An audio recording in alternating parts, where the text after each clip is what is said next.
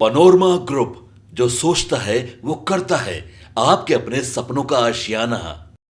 बिहार विधानसभा चुनाव के जीत और हार की खुमारी अब धीरे धीरे उतरने लगी है और कुछ एक नेता ऐसे हैं जो अब जीत हार से इतर समाज के लिए या प्रदेश के लिए कहिए जमीनी मुद्दों पर बात करना शुरू कर दिए हैं।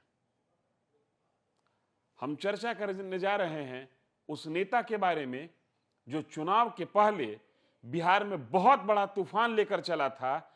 मतों की गिनती हुई तो उनकी तूफान किसी तालाब की ठहरी हुई पानी सी ठंडी और शांत महसूस हुई। लेकिन नेता आज फिर तेवर में है। नमस्कार, आप देखना शुरू कर चुके हैं न्यूज फॉर नेशन। मैं हूं आपके साथ धीरेन्द्र। प्रशांत किशोर एक बार फिर से बिहार में जमीनी मुद्दों को लेकर संघर्ष करने के मूड में दिख रहे हैं। मूड में मैं इसलिए कह रहा हूं कि अभी जो बात उन्होंने रखी है वो बात वर्चुअल मीडिया या ये कहिए डिजिटल चैनल के माध्यम से रखा है। प्रशांत किशोर एक बार फिर बिहार सरकार को निशाने पर लिए हैं और निशाने पर लेने की वजह, जिस मुद्दे के कारण वो बिहार सरकार को टारगेट कर रहे हैं, वो मुद्दा है नशा का, शराब का। बिहार सरकार की शराबबंदी नीति पर हमला बोलते हुए प्रशांत किशोर कह रहे हैं कि बिहार का जो एलिट क्लास है, जो पढ़ा लिखा वर्ग है, जो संभ्रांत वर्ग है, पढ़ा लिखा इसमें से हटा दें, जो संभ्रांत वर्ग है या जो आर्थिक रूप से सक्षम वर्ग है, वो दो काम कर रहा है। शराब बेच भी रहा है और अपने चॉइस का शराब पी भी रहा है। प्रशांत किशोर अपनी पार्टी के ट्विटर हैंडल पर वीडियो शेयर किए हैं। उस वीडियो में वो कह रहे हैं कि बिहार का जो संभ्रांत वर्ग है, जो सक्षम वर्ग है, वो शराब बेच भी रहा है और अपनी चॉइस का शराब पी भी रहा है।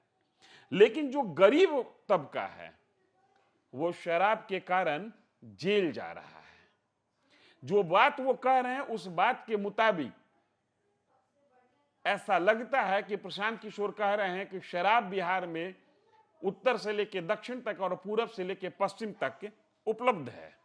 प्रशांत किशोर आंकड़ों के हिसाब से बात करते हुए बताते हैं कि बिहार में अब तक शराबबंदी के कारण 8.5 लाख केस हुए, जिसमें 1.25 लाख केस कॉग्निजेंस लिया गया। 1,20,000 से ज्यादा लोग जेल में बंद हैं। शराबबंदी पर सवाल खड़ा करते हुए प्रशांत किशोर कहते हैं कि यह कैसी शराबबंदी है जिसमें 8.5 लाख लोग शराब के मामले में 8.5 लाख केस हुए हैं, 6.5 लाख कॉग्निजेंस लिया गया और 1,20,000 से ज्यादा लोग जेल में बंद हैं। लेकिन सिर्फ मामला शराब तक होता तो बात कुछ नहीं होती। प्रशांत किशोर इससे एक कदम आगे बढ़ते हैं और अगले 10 साल में बिहार कहां होगा शराबबंदी नीति के कारण, इसको रेखांकित करते हुए कहते हैं कि अगले 10 साल में बिहार सूखा नशे के चपेट में इस कदर आ जाएगा कि उड़ता पंजाब बिहार के सामने छोटा होगा। बिहार की एक सीमा नेपाल से लगती है जो कि अंतरराष्ट्रीय बॉर्डर है। बिहार पुलिस की आर्थिक इकाई ने इस साल अगस्त तक मादक पदार्थों और मनोरोगी पदार्थों के अधिनियम के तहत 1376 मामले में 1946 लोगों को गिरफ्तार किया, जबकि इस मामले में 463 अन्य आरोपियों की गिरफ्तारी अभी बाकी है। ये आधिकारिक आंकड़ा ईओयू के डीआईजी मानवजीत सिंह ढिल्लो की है। अगस्त 2025 तक ही 17,595 किलोग्राम गांजा, 307 किलोग्राम चरस, 43 किलोग्राम हेरोइन, 1800 किलोग्राम डोडा, 29 किलोग्राम अफीम, कोडीन आधारित कफ सिरप की 2,35,357 बोतलें, 3,01,373 मादक गोलियां और 14,806 इंजेक्शन जब्त किए जा चुके हैं। ये आंकड़ा ये बताने के लिए काफी है कि शराबबंदी के बाद बिहार किस तरीके से सूखा नशा के चपेट में जा रहा है। और शराब के मामले में, शराब पीने, बेचने और रखने के मामले में जो आंकड़े हैं, वो आंकड़े से, जो आंकड़े कोर्ट में लंबित हैं, उससे यह पता चलता है कि शराबबंदी लागू होने के बावजूद बिहार में शराब की उपलब्धता और शराब पीने वाले लोगों की संख्या कितनी बड़ी है। हम सभी को याद है जब शराबबंदी नियम लागू की गई थी, उस समय ऐसा लगता था कि बिहार में मर्डर केस छोटा है और शराब पीना और शराब रखना ये केस बड़ा है, ये ज्यादा गंभीर मसला है। लेकिन ये कितना गंभीर है वो ये आंकड़े बता रहे हैं। पहली बार चुनाव हारने के बाद, विधानसभा चुनाव में 0 पर आउट होने के बाद प्रशांत किशोर अपनी पार्टी के डिजिटल प्लेटफॉर्म पर उन बेसिक मुद्दों को टच कर रहे हैं जो मुद्दे बिहार के भविष्य के लिए जरूरी हैं।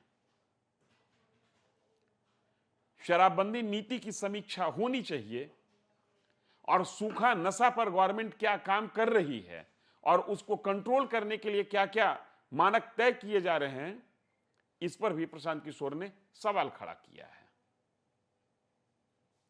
और जो प्रशांत के सवाल हैं, जो प्रशांत का आकलन है, उस आकलन के हिसाब से अगले 10 साल में बिहार नशा के मामले में पंजाब को भी पीछे छोड़ देगा।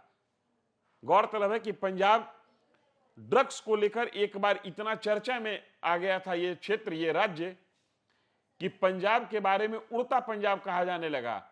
नशा में वहां हर कोई उड़ रहा था। उड़ता पंजाब एक फिल्म भी बन गई थी। प्रशांत किशोर कह रहे हैं कि बिहार के हालात उससे भी ज्यादा खराब होते जा रहे हैं। शराबबंदी सफल हुई नहीं और सूखा नशा पैर पसार गया। कुल मिलाकर बिहार का जो युवा वर्ग है, कहते हैं कि बिहार में सबसे ज्यादा जेनजी पॉपुलेशन है। ये जेनजी पॉपुलेशन को बचाने और बिगड़ने से रोकने की कवायद है। जिन मुद्दों को प्रशांत किशोर खड़ा कर रहे हैं, वो मुद्दे बिहार के भविष्य के लिए निर्णायक साबित होंगे। ये चर्चा मैंने इसलिए की कि 1 महीना से अधिक बिहार विधानसभा चुनाव के परिणाम आए बीत गए हैं। कई नेता चुनाव की खुमारी उतारने के लिए विदेश में संघर्ष कर रहे हैं। कई नेता अगली चुनाव की तैयारी के लिए बिहार से बंगाल की यात्रा करने को तैयार हैं। और प्रशांत किशोर बिहार के उन मुद्दों को एड्रेस करना चाह रहे हैं जिन मुद्दों को शायद न सत्ता न विपक्ष टच नहीं करना चाहता। सबके अपने अपने हित हैं, सबका अपना अपना कारोबार है। प्रशांत किशोर ने इसी पर सवाल खड़ा किया है। इस वीडियो में इतना ही।